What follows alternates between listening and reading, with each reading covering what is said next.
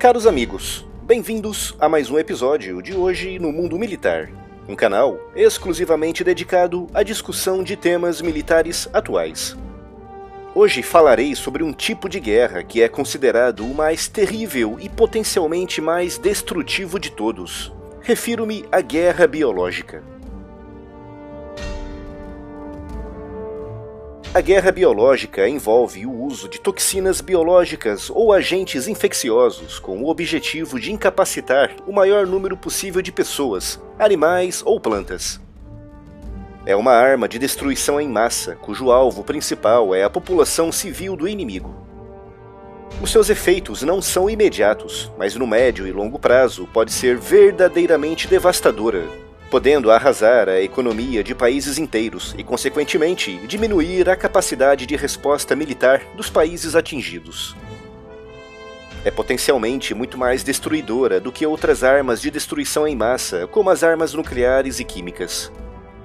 As armas nucleares, químicas e biológicas formam aquilo que em inglês se conhece pelo acrônimo NBC, sigla que identifica as 3 armas atualmente conhecidas de destruição em massa.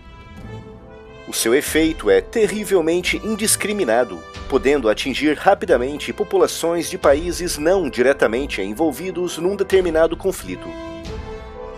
Em 1972 foi criada a Convenção de Armas Biológicas, proibindo a sua produção em massa, o seu estoque e principalmente o seu uso.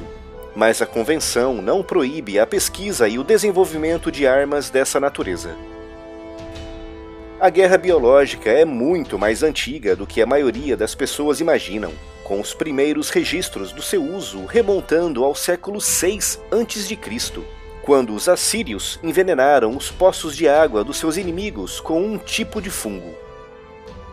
No século XIV, os mongóis costumavam catapultar para o interior de cidades sitiadas corpos e animais infectados com a peste negra. E no século XVIII há evidências que apontam para o uso da varíola por parte dos britânicos contra índios nativo-americanos na Pensilvânia. Mas a pesquisa de armas nessa área ganhou um grande impulso apenas no início do século XX, com a teoria dos germes e com avanços na área da bacteriologia. Na Primeira Guerra Mundial, o foco dos países esteve concentrado na pesquisa, produção e utilização de armas químicas, mas as armas biológicas também foram testadas. Em 1925, o Protocolo de Genebra proibiu o seu uso na guerra, mas isso não impediu os países de continuarem o seu desenvolvimento, algo que foi bastante acelerado no início dos anos 30. Nessa época, o país que mais investia nessa área era o Japão, através da sua terrível Unidade 731 na China.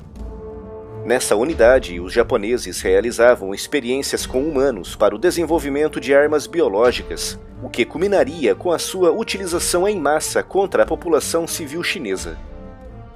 Em 1940, os japoneses bombardearam diversas cidades e aldeias chinesas com potes de barro cheios de piolhos infectados com a peste bubônica, o que resultou em dezenas de milhares de mortos.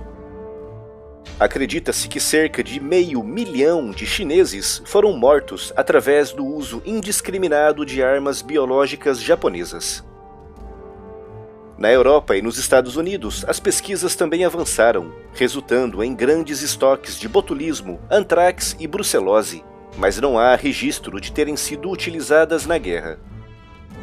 Nos anos 50, o Reino Unido cancelou o seu programa de armas biológicas, mas os Estados Unidos prosseguiram, graças em larga medida aos trabalhos dos japoneses da Unidade 731.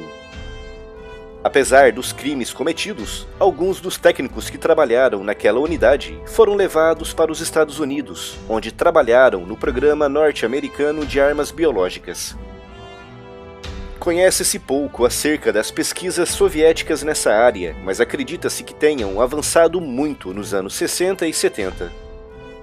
Apesar da Convenção Internacional de Armas Biológicas de 1972, muitos países prosseguiram com pesquisas nessa área, com destaque para a União Soviética, que apesar de ter assinado o tratado, continuou produzindo e, principalmente, estocando armas desse tipo em grandes quantidades, até pelo menos o início da década de 80. Em 1979, um acidente com antrax soviético contaminou dezenas de milhares de ovelhas na região da cidade russa de Yekaterinburg, com casos sendo registrados a mais de 200 quilômetros do local do acidente.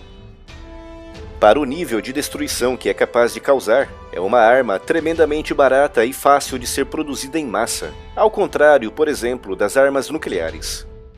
No entanto, como seu alcance é indiscriminado, o próprio país atacante pode ser atingido, principalmente por agentes biológicos transmitidos por via aérea, como a varíola.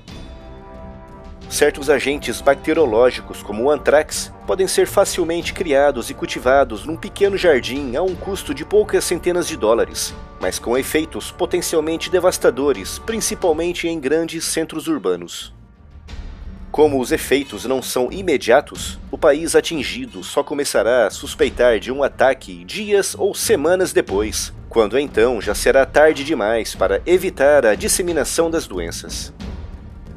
Mas há também armas biológicas cujos alvos não são os humanos, mas sim as plantações e os rebanhos, com um potencial de destruição igualmente devastador, podendo causar fomes terríveis. Com o objetivo de deter o avanço de doenças provocadas por essas armas, países como os Estados Unidos, Rússia e Reino Unido mantêm grandes centros para a produção de vacinas para doenças que já foram erradicadas, como por exemplo a varíola, cujo último caso registrado no mundo foi em 1977, na Somália. Em Atlanta, nos Estados Unidos, funciona o Centro para a Prevenção e Controle de Doenças, responsável por guardar amostras das principais doenças infectocontagiosas. É considerado o centro mais avançado e mais bem preparado para conter possíveis ataques de armas biológicas no mundo. As armas biológicas são terríveis, capazes de dizimar populações inteiras em poucas semanas, motivo pelo qual as principais potências do mundo mantêm um controle apertado sobre o seu uso e desenvolvimento.